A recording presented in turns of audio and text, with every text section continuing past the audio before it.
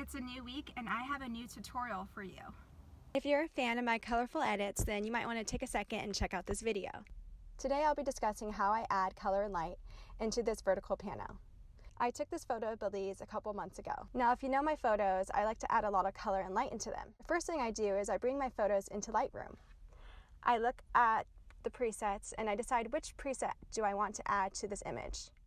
For this particular photo, I'm going to use the Islander to add some color to the image. Now, a preset to me is just a good starting point.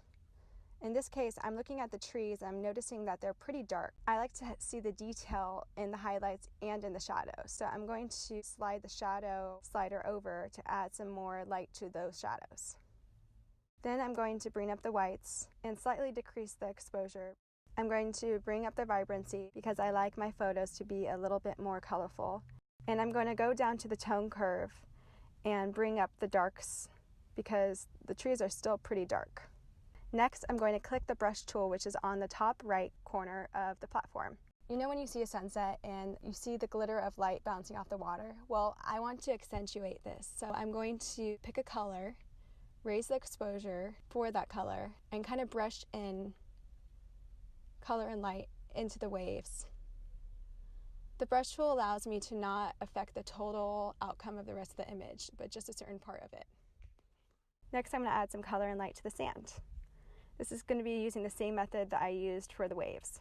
You just pick a color, raise the exposure slightly, and then add it to the sand. In a sense, this is like painting. You're just painting your own images.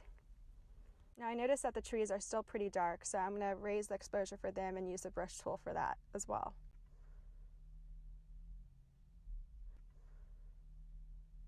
The clouds are nice, but I really want them to pop, so I'm going to add some light to the highlights that are already there.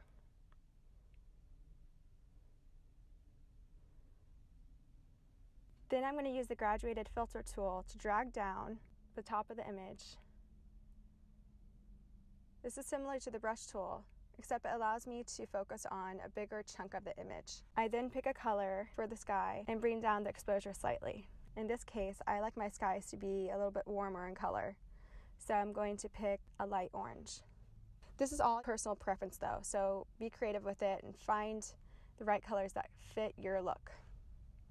I'm going to increase the clarity and dehaze slider. By doing so, the sky really pops. I notice the clouds are still kind of dark, so I'm going to bring up the highlights and exposure again. Now usually I am good to go, but I want to make the upper part of the sky darker. So I'm going to add another graduated filter tool to the very top of the sky.